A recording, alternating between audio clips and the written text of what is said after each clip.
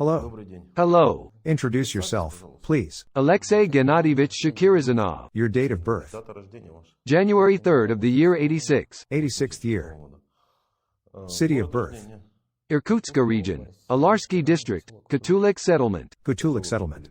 Family. I have a spouse. Kids. The wife has a daughter. Not my own. How old is she? 18 years old. 18 years old. What kind of education do you have? Secondary vocational. Which one? Electrician. Do you voluntarily consent to the recording and publication of our conversation? Yes. Why do you agree? To let my nearest and dearest know that I'm alive. Louder. Let my family and friends know that I'm alive. I'm okay. I'm safe and sound. Safe and sound. Did you come here voluntarily? Voluntarily. Louder. I came voluntarily. Did you have the opportunity to refuse? Yes, of course. We are asking these questions because we are accused of forcing you to talk to us. I'm also talking about Vova, he's my friend. How can you prove that you came here voluntarily?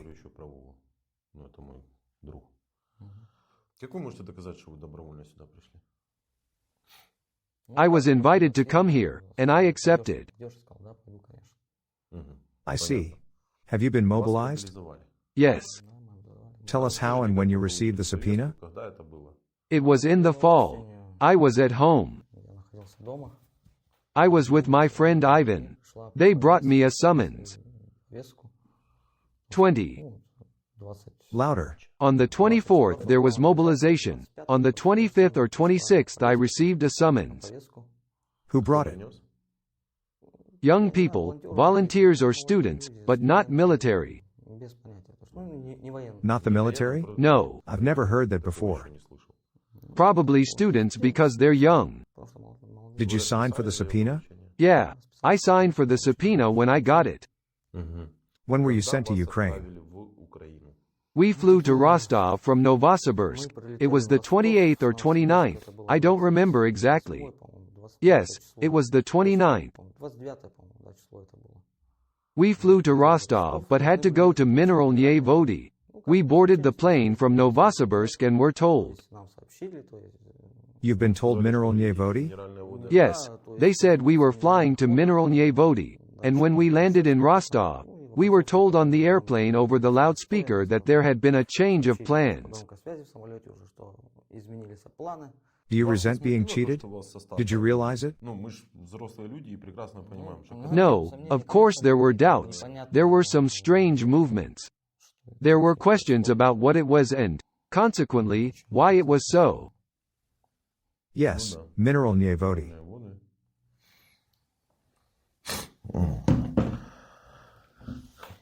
Did you realize you were being deceived and what you were talking about amongst yourselves?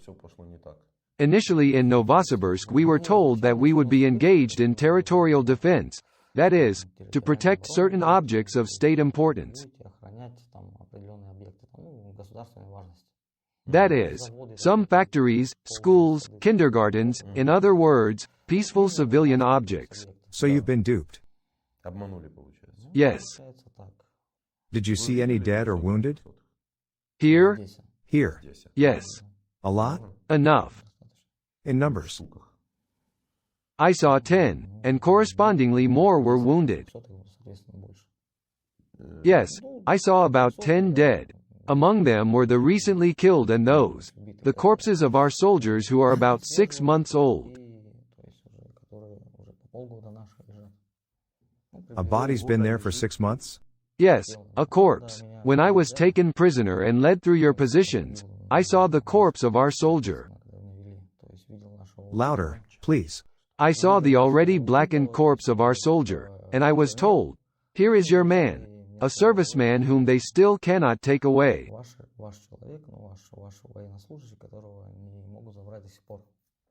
But your Ivan, that was his name? He told me that they were in the positions for 5 days. Were you in those positions with him? Yes. Did you see the body? Explain to me how this works.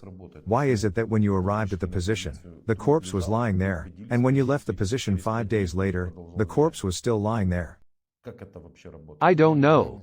This is outrageous. Yeah, that's wrong. No, but you walked around the corpse, I take it you stepped over it. Then why didn't you take him away? He was an associate of yours. At the very least, you should have saluted. He's a good occupier because he's dead. Did it bother you that there was a decomposing corpse lying around? What's going on in your country? It's too complicated a question. We have a war, who started it and what are the goals of this war? To be honest, I don't know the purpose, why or who it was for. If you attacked us, you had a purpose. Your commanders should have told you your objectives. They're mobilized too. Who cares, because they have other commanders. There is bound to be someone among them who is immobilized. Such information was never given to us, even when we inquired and asked. What did they say? Nothing, they don't know themselves. What did you ask? How long would our mobilization last? 6 months or a year? But no one had such information.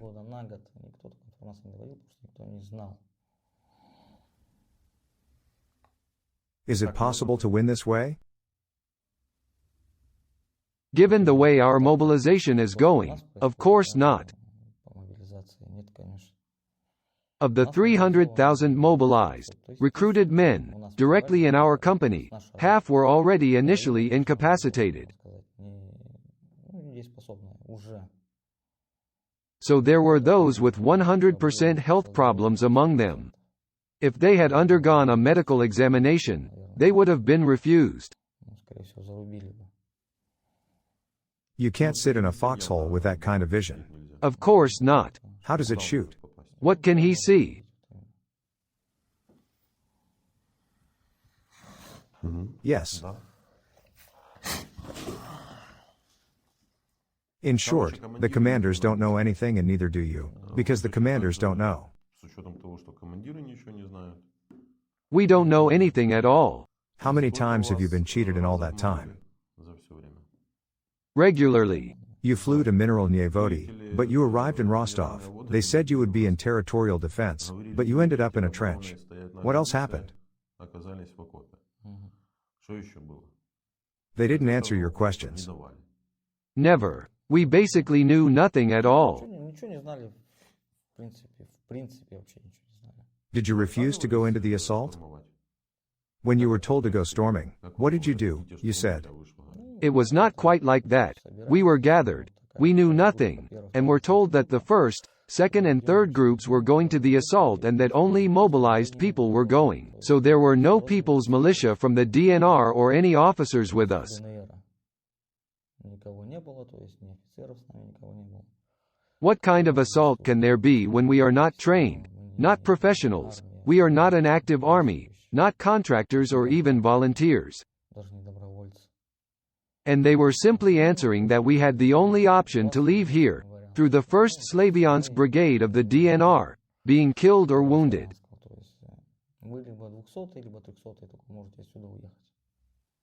Interesting wording. It was the only option, and in case of refusal to go to the assault or the trench, a brigade called the Storm.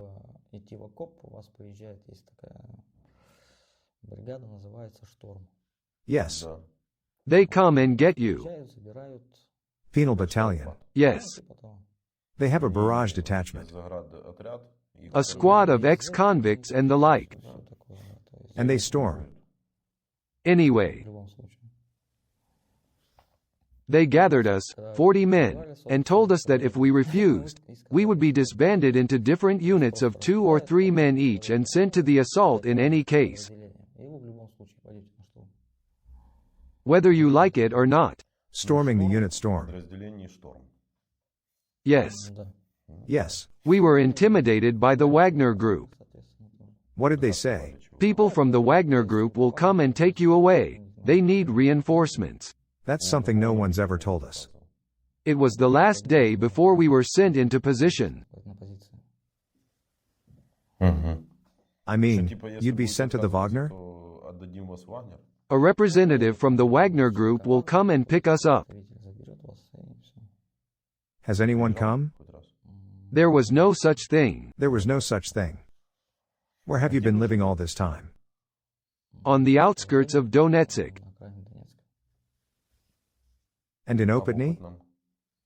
There was nowhere to live in Opatny. We were in the basement. And before Opatny and these firing positions, were you in Oryikova, Alexandrovka? Grekovo. Grekovo. Where did you live there? There were empty houses, and we camped in them. Who gave you permission to do that? There were those who looked after the houses instead of the owners, acquaintances of the owners, and someone left and accordingly abandoned their house. You went into houses and lived there. Yes, we lived there by permission of some neighbors and the head of the administration. So you admit to being a looter. We did it with their permission and consent. Let me get my gun now and ask you to do 1,000 squats. We didn't have guns. What's the difference? Where should the army live? In the barracks by location. In tents, not other people's civilian property. Wouldn't you agree? Yes, of course. That's why you're a looter. Probably not on purpose. How do you refuse a man with a gun or a military occupier? It's like if a German came in during World War II, we'll talk about it later, and said, "I'll live here."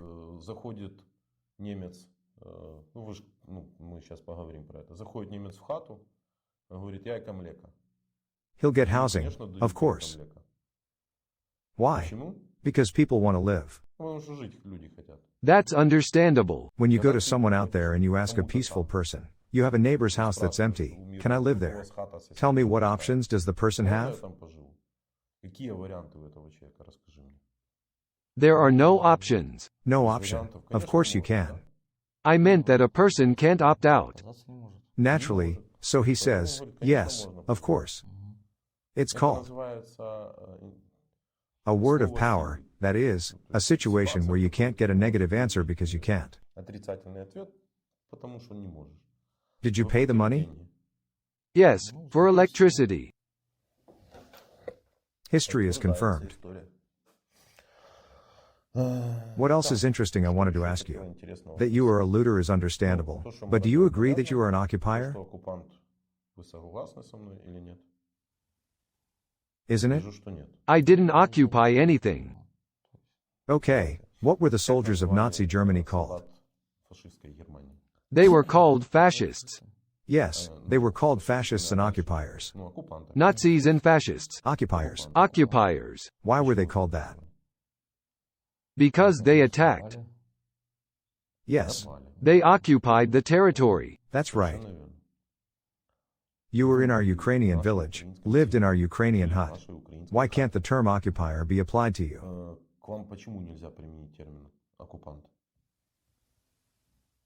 You're in a foreign independent country with a gun. I'm not saying I don't agree. Prove that you are not an occupier. I'm not going to prove it. I don't know how. It doesn't make sense. Why not? Why is there no point in proving it?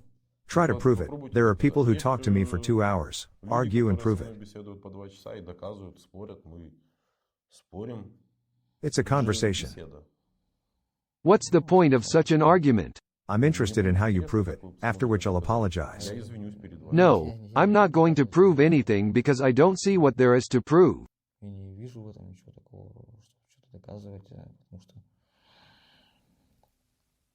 How to say, I don't consider myself an occupier. I was sent here. I didn't end up here by choice. If a person is forced to do something against his will, what can you call such a person? We call that disobeying an order. No, there's another word for it, slave. It's a person who is forced to do something they don't want to do, and in your case, systematically deceived. Can this word be used for you? Slave? Yes. There is a king. A slave owner who decided you all would go to war. He took all of you unprepared, sick, lame, and threw you into a foreign country. Did I get it wrong somewhere? That's right. Prove it wrong. You wanted to go to war? No. What would have been done to you if you hadn't gone to war? I don't know. Prison, isn't it? Yes, we were shown videos of those who refused to take up arms back in Russia. They were arrested and taken away.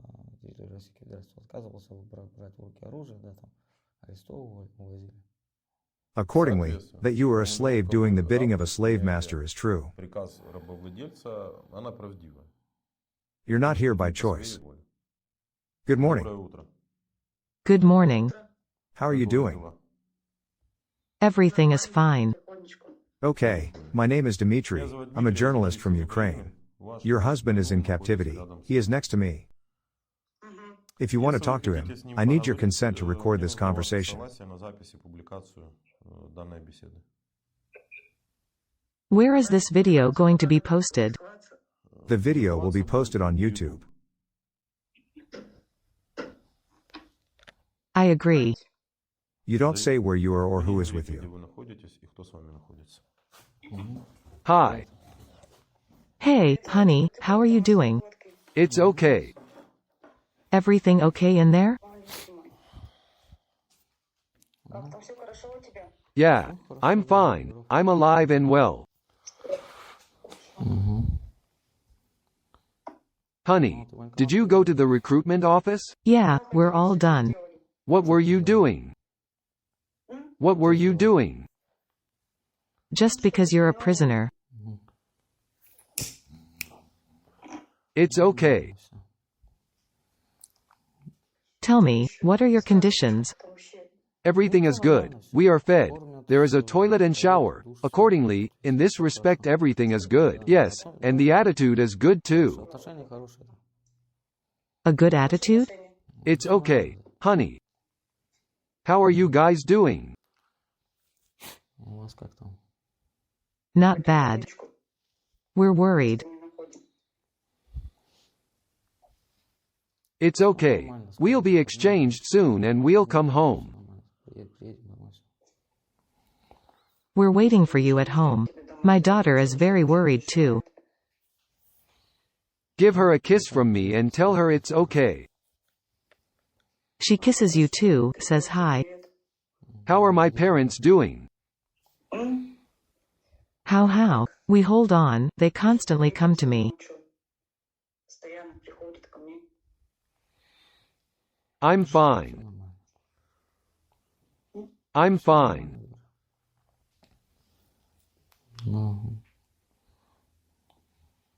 You didn't give anyone anything like I asked you to? What are you talking about? Money. Money? Yes.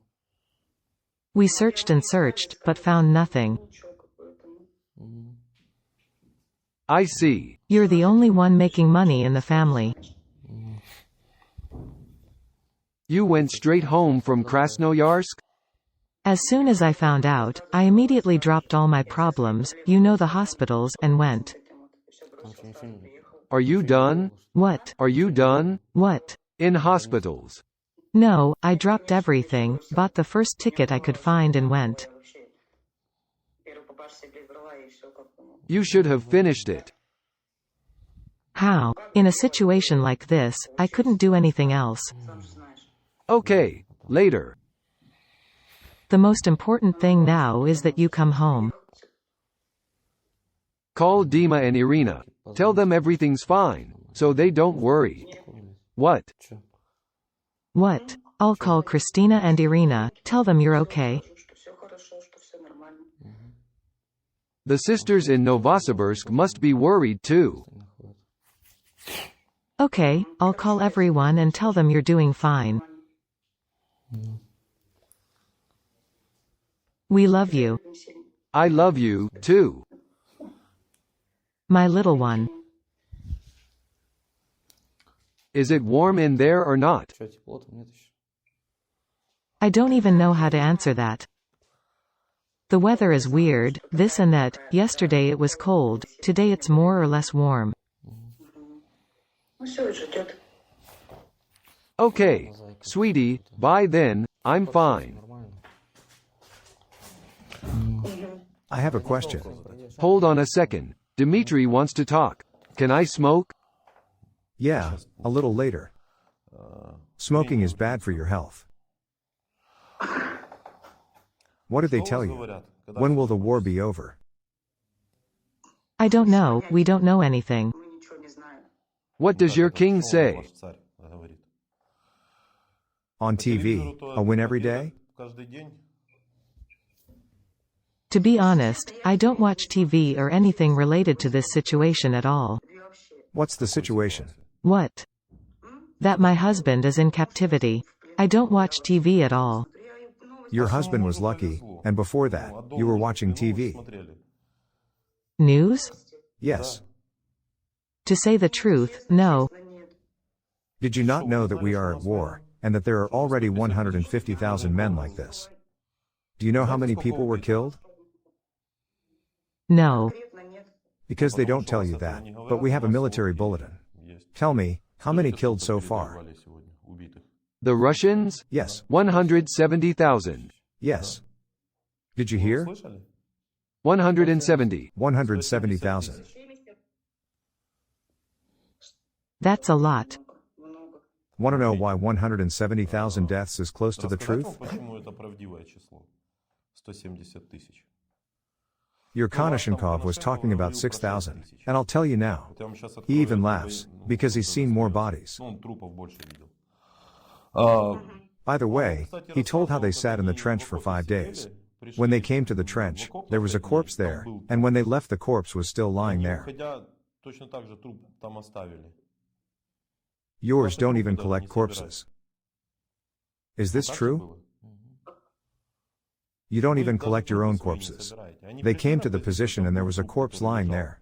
They stayed at the position for 5 days and left, and the corpse was still lying there. It's normal for you. You don't abandon your own. It's horrible. So, I'll let you in on a little secret on the subject of the murdered. If you have time, you can share the information with your neighbors. On September 21st, when you're czar. If you're interested and have a moment. When? Yes, sure. When your king announced the partial mobilization, the dead were about 80,000.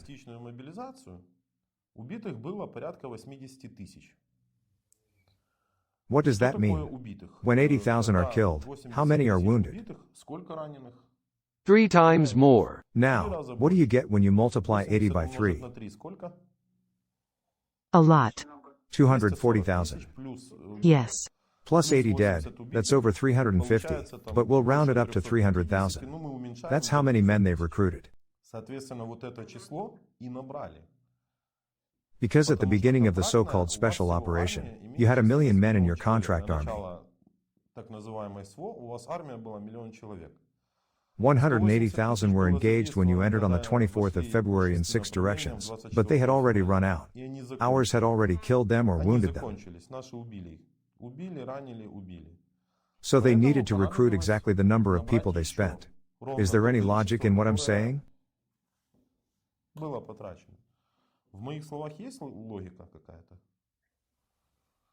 It's simple math and simple logical reasoning.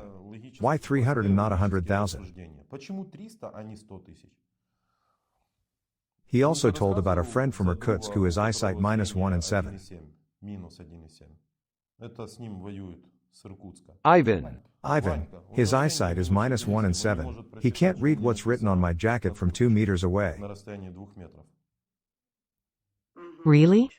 That's a good special forces soldier, huh?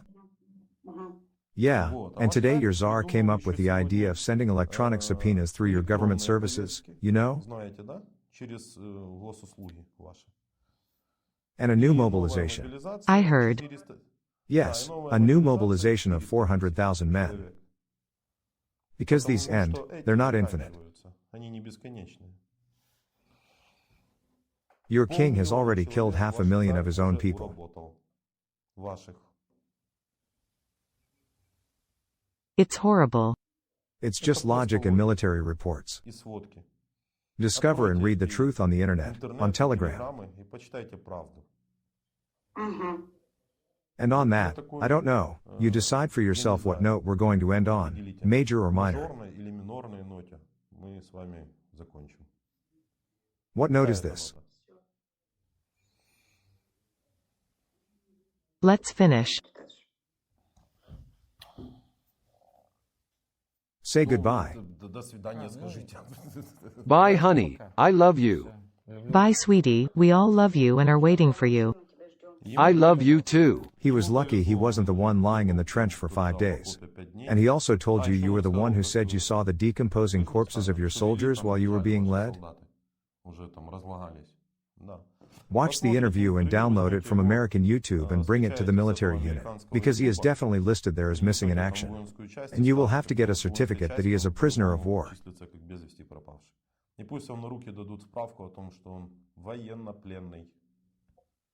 They should give you a certificate saying I'm a prisoner of war and... Because they will stall until the last minute and not put him on the POW lists.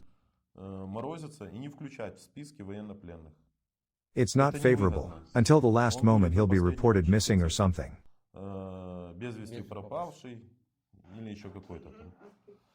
We have another prisoner here who called home, and his wife tells him that she was recently in a military unit and was told that there is simply no contact with him. He is alive and sitting in a foxhole somewhere, although in fact, he has been a prisoner for 3 months.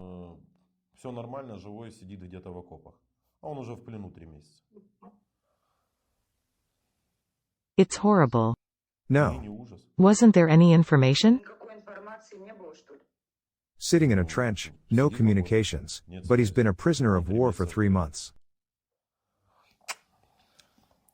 Goodbye.